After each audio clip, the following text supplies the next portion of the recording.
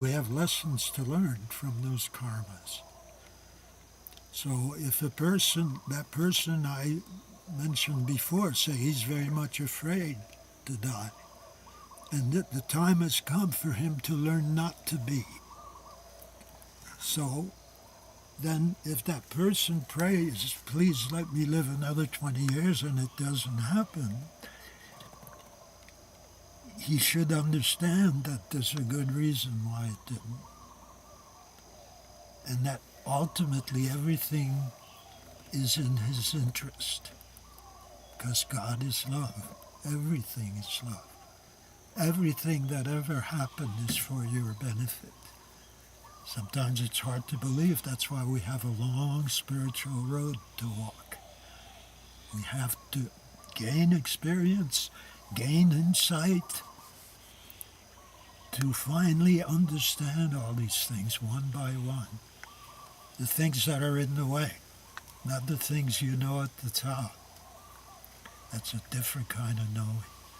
At the top, you see things like God sees them. Then you see everything is well. So mankind doesn't want to be forever trapped in this body, which is the body of mortality. We're constantly being born, growing up, getting sick, dying, being born again, growing up.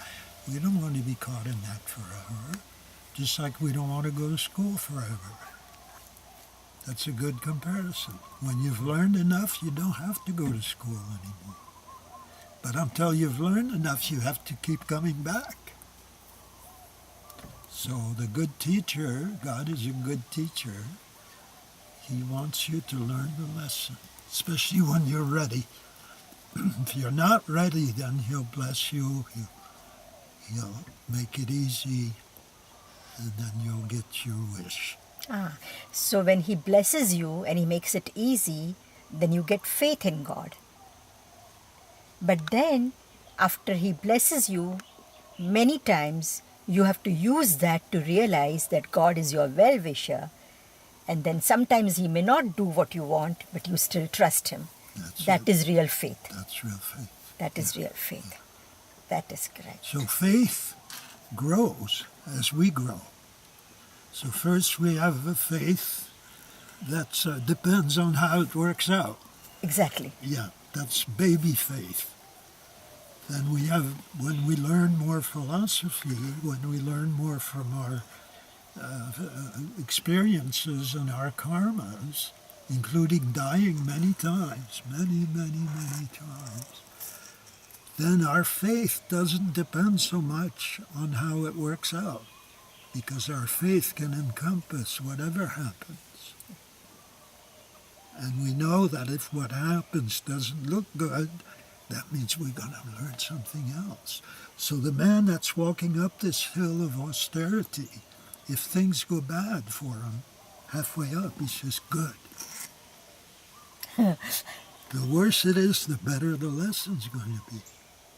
Just like a good student who wants to go to Harvard, because it's a tough school, and he hears there's a really tough professor there, he says, I want that course.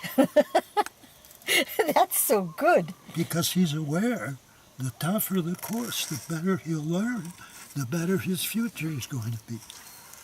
Now, he's really got faith. That is true.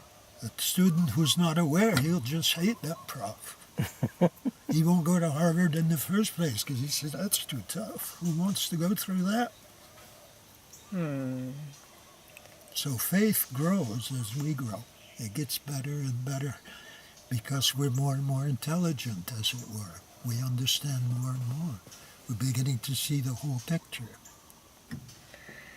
Okay, Swamiji, I'll ask you one last question. Go for So it. it's not too much.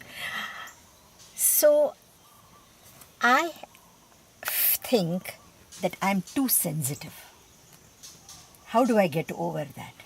Well, how I would do it is I would pray. I say, okay, I'm too sensitive. Then I'd go over a few examples. For example, when somebody said that, I reacted. I didn't need to. He just said that. That's just his thought. Why should I suffer for this? You know, you can meditate on it like that. You can do what we call affirmations, replace the negative thought with a positive one. Yeah, I am a strong person. No matter what happens, I don't fly off the handle. Well, it's better to put a positive. Whatever happens, I'm equal to the situation. I bring my intelligence to bear, and I see the best way to respond every time. So then you repeat that affirmation 10 times a day. And after a week, you've probably remolded that part of your mind, and you'll see. Somebody will say something that would have made you angry last week, and you just say, well, I'll try to help you then. So when somebody gives you ingratitude and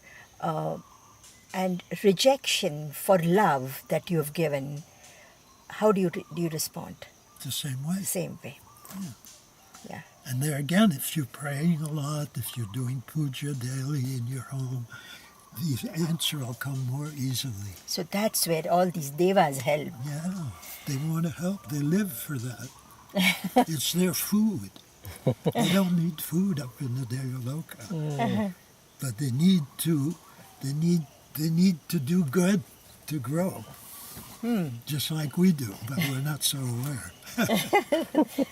Thank you. You're welcome. Shall we